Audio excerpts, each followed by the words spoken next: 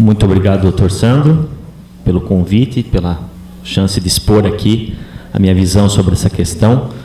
Uma boa tarde a todos. Eu conheço vários dirigentes sindicais aqui, advogados da nossa lida diária do trabalho, né? Os encontros aí nas audiências dos inquéritos, dos procedimentos judiciais. E é um prazer estar com vocês aqui nesse evento que realmente é um marco histórico para essa aproximação do Ministério Público do Trabalho com as entidades sindicais, nesse momento que também é singular na história do nosso país. E pegando um gancho na brilhante exposição do professor César Bessa, que falou sobre a reforma trabalhista, né, o tema proposto aqui, né, no nosso painel são os aspectos prático-teóricos das condutas antissindicais. E não tem nada melhor do que um exemplo do que uma conduta antissindical do que a reforma trabalhista que foi feita no nosso país. Ela é antissindical na sua essência. E por que eu digo isso? Porque ao mesmo tempo em que ela tem como grande bandeira a prevalência do negociado sobre o legislado, ela vem e corta, né, a fonte, um dos pés do tripé que sustentava o modelo sindical brasileiro, que era a contribuição sindical obrigatória. Quer dizer, ela fragiliza, né, financeiramente os sindicatos para eles prosseguirem nas suas lutas e coloca para os sindicatos o dilema de negociarem com os empregadores e com os sindicatos profissionais numa posição fragilizada e não mais para melhorar a condição social do trabalhador. Porque o que o legislador fez, né, foi abrir a caixa de Pandora, um pacote de maldades para os sindicatos negociarem. Então, ela é essencialmente antissindical, né? Ela coloca numa situação muito ruim as entidades. E por isso, né, essa hecatombe que é a reforma trabalhista, né, nós que somos atores sociais do mundo do direito do trabalho, a gente pode optar por desistir, não fazer nada, né, nos omitirmos ou tomarmos atitudes, né? E a gente sabe que muitas vezes de destruições afloram uma construção muito melhor, né? E a gente tem que, todos os atores sociais envolvidos têm que unir suas forças, né? O doutor Euler colocou muito bem, no momento desse é momento de união, de aparar as arestas, né? De ver os pontos comuns para a gente tentar ver um caminho de civilidade para tudo isso que foi feito. Depois de falar das exposições, dos relatos que foram feitos pelos dirigentes sindicais da parte da manhã, né, a brilhante palestra do Dr. Sandro, as intervenções do Dr. Euler, do Dr. Alberto também pela manhã, a gente inevitavelmente vai ser repetitivo, porque a gente está falando sobre a mesma coisa, sobre liberdade sindical, né, sobre atos antissindicais. Então, já de antemão, peço escusas para algumas coisas que a gente vai colocar aqui, acabam sendo um pouco mais do mesmo, né? Bem, quando a gente fala em condutas, atos antissindicais, a gente está falando sobre um princípio, que é o princípio reinante, principal, a força motriz do movimento sindical, que é o princípio da liberdade sindical, né? O ato antissindical representa uma ofensa a esse princípio em suas variadas dimensões. E esse princípio, ele foi construído e erigido à condição de direito fundamental por uma luta histórica, né? Um processo histórico, evolutivo, né? Que está na raiz do próprio direito do trabalho, né?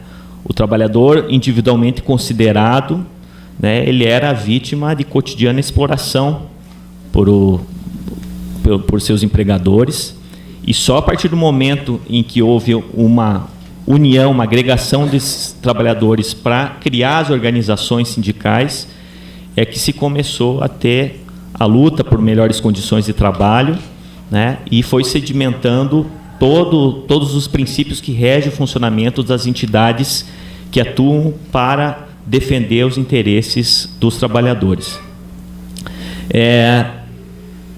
Esse princípio da liberdade sindical, né, que é fruto desse processo histórico, ele acabou, ao longo desse processo, sendo sedimentado em tratados universais de direitos humanos e convenções da Organização Internacional do Trabalho, né?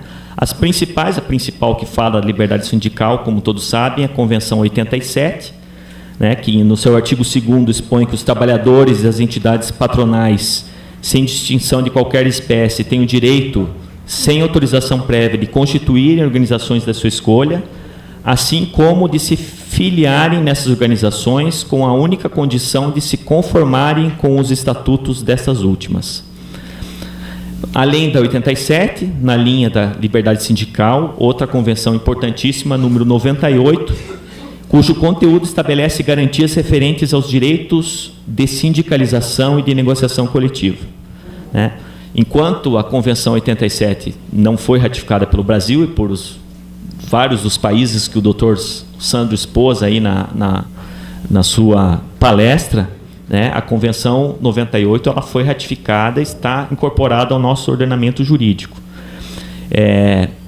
Basicamente, a Convenção 87 ela estabeleceu a liberdade sindical frente ao Estado, né, enquanto a Convenção 98 incumbiu de tutelar o princípio da liberdade sindical nas relações intersubjetivas, principalmente nas relações que se mantêm, né, entre trabalhadores e seus empregadores, né, os sindicatos que defendem os trabalhadores e a relação que mantém com os empregadores, né, na relação de negociação e de luta por melhores condições de trabalho.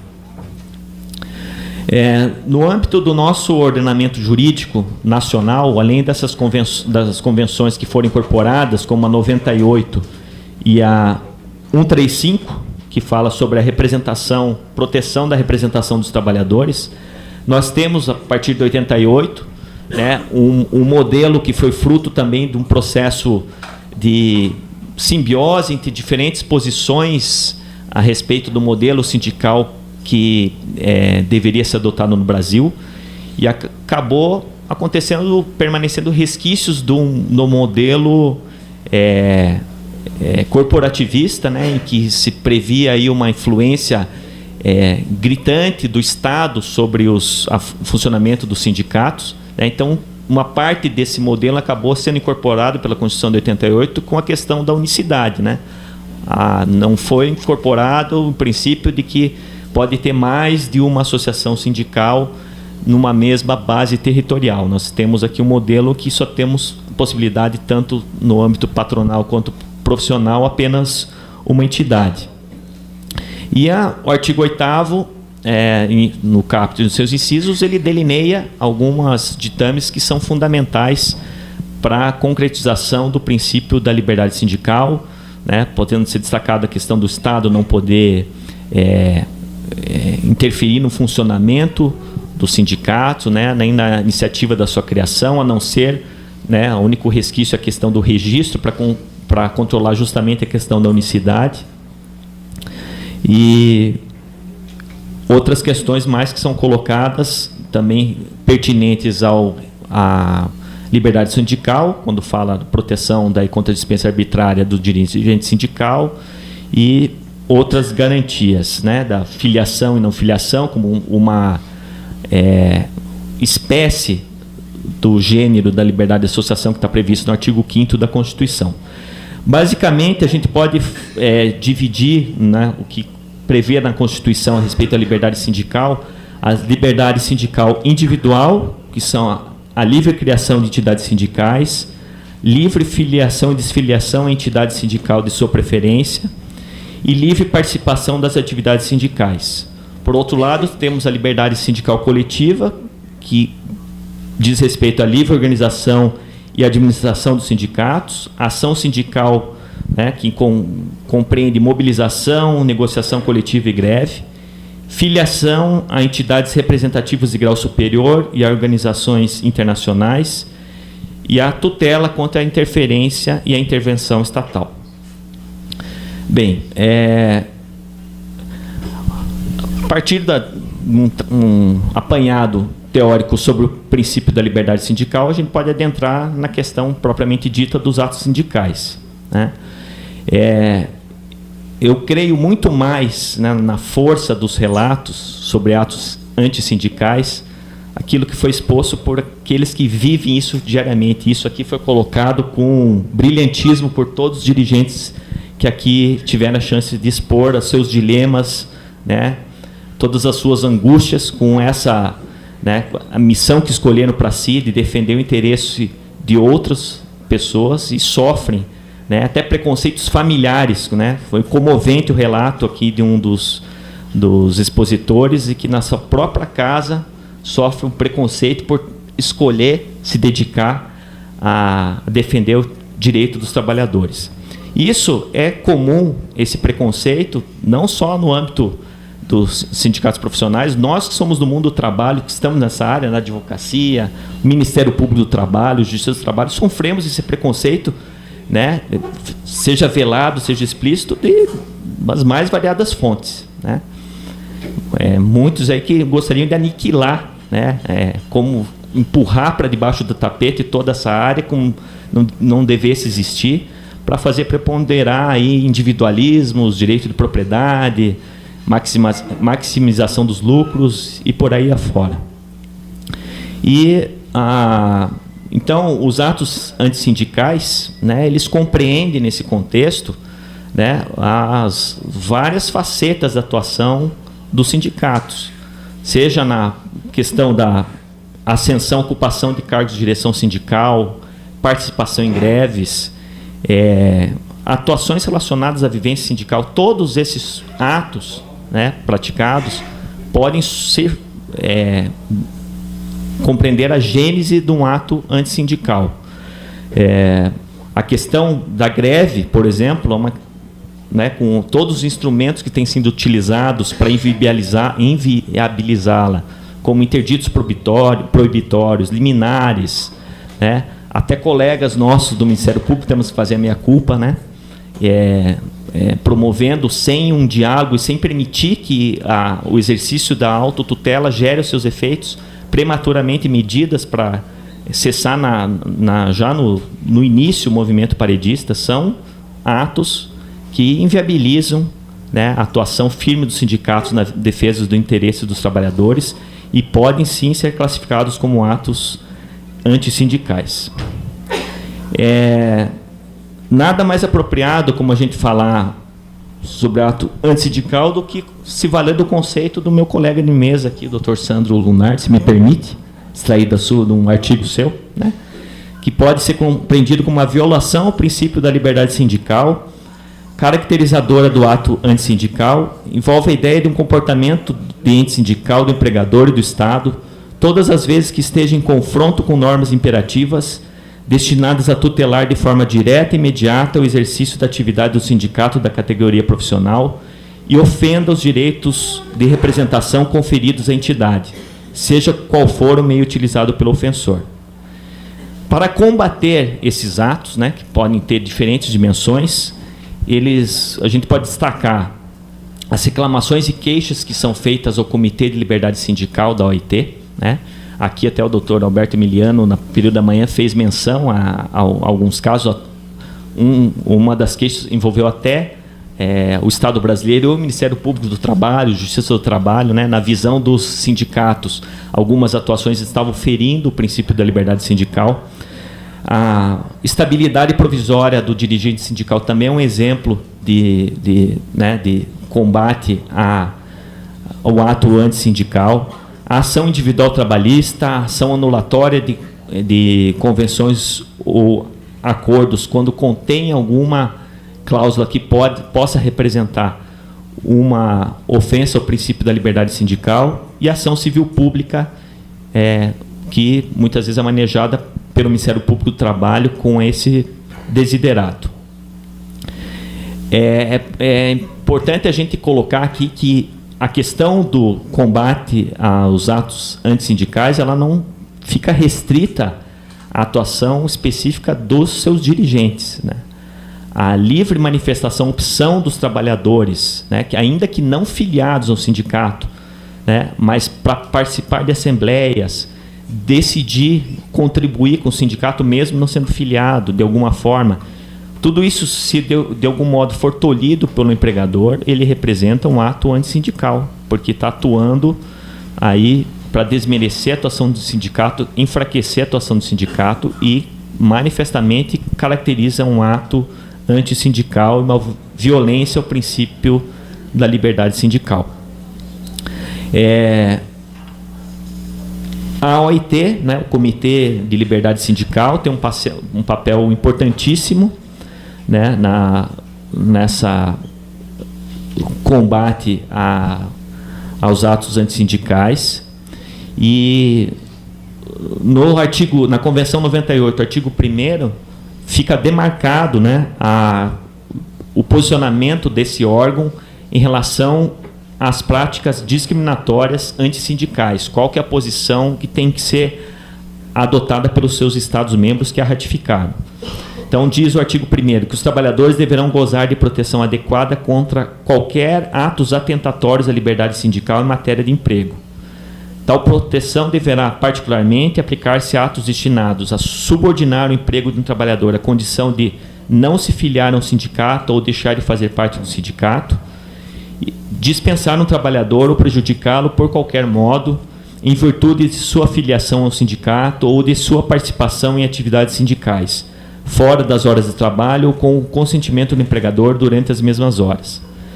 Então, essa convenção ela tutela o trabalhador desde o momento que antecede a contratação, durante o período de contratação, inclusive depois desse período contratual, né, por qualquer manifestação do trabalhador, né, favorável ao livre exercício das prerrogativas sindicais.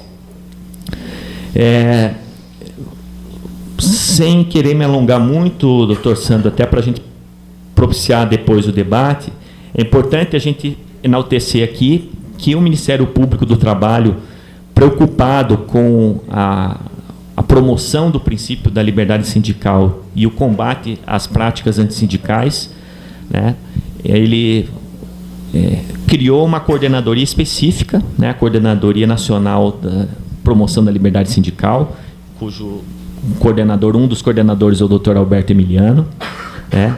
O fórum criado aqui no estado do Paraná é uma das manifestações concretas da atuação dessa coordenadoria, né, e no seio delas estão sendo amadurecidas, né, ideias a respeito da perplexidade causada pela reforma trabalhista.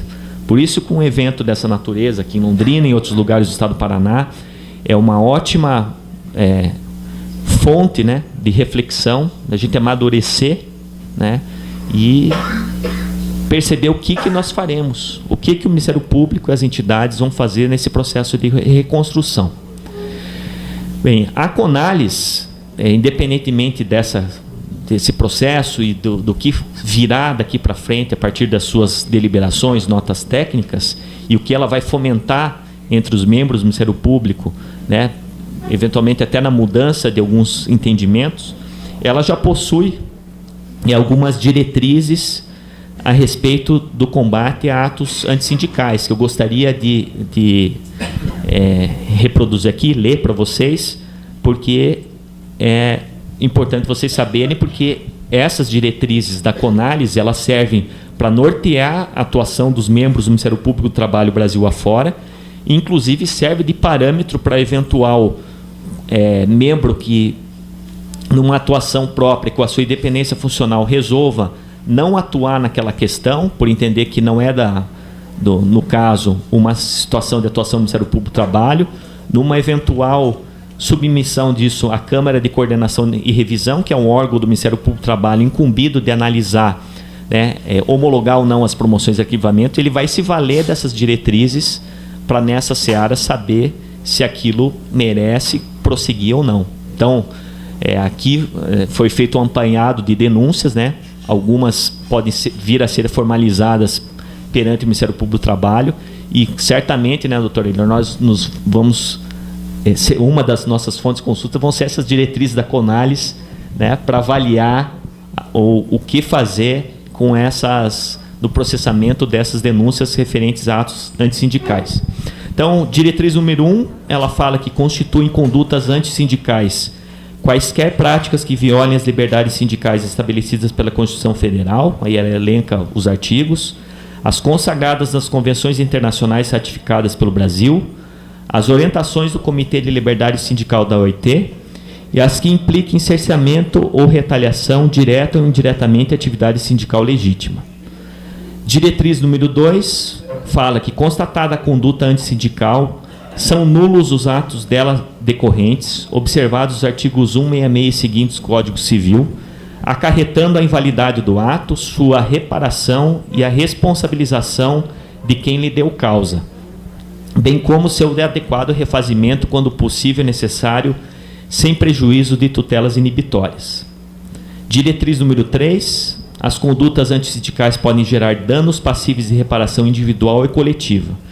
No caso de danos coletivos, a indenização poderá ser destinada a reparar o sindicalismo mediante destinação a entidades e projetos que promovam a liberdade sindical, combatam as condutas antissindicais, proporcionem qualificação de sindicalistas, realizem debates, encontros ou eventos sobre a organização sindical ou se destinem a propósitos similares. Que eu estou vendo uma destinação para, quem sabe, até promover, né? Encontros aí, que seja uma consequência da nossa reunião aqui, que possam ser fomentados até com uma destinação social do Ministério Público do Trabalho nesse sentido. Diretriz número 5, a criminalização do movimento sindical mediante tratamento meramente policial. Isso aqui foi colocado, acho que por um dirigente sindical, se não me engano, da Apucarana, né? Que relatou, acho que o caso de uma empresa de Cambira, que basta eles chegarem lá, a polícia já chega lá previamente, né? Então, a criminalização do movimento sindical mediante tratamento meramente policial, com prisões ou ameaças de processos ou inquéritos penais pelo exercício da atividade sindical, visando a atemorizar, impedir ou desestimular o uso das faculdades, direitos e garantias inerentes ao sindicalismo, é prática incompatível com o regime de liberdades consagrado pela Constituição brasileira e pelas normas da Organização Internacional do Trabalho. Enfim, amigos e amigas, nós temos um árduo caminho pela frente. Essa questão da conduta antissindical, ela não é nova, ela nasceu, acho, com o próprio movimento sindical, na Organização dos Trabalhadores, né? Você tem uma ação, consequentemente você tem uma reação do outro lado, né? Indubitavelmente nós temos um déficit democrático, nós temos muito que amadurecer nessa relação capital-trabalho, né? São poucos os exemplos onde você constrói soluções em homenagem ao princípio da adequação setorial negociada, que são frutos de processos de discussões maduras, democráticas, né? Constrói soluções que agradam ambas as partes. Então, é um caminho muito difícil a trilhar e que foi ainda mais dificultado nesse contexto da reforma trabalhista. Mas uma coisa nós temos que ter: esperança, coragem e firmeza nas nossas convicções. Porque se a gente ceder nas nossas convicções, aí não há nada mais a fazer. Muito obrigado.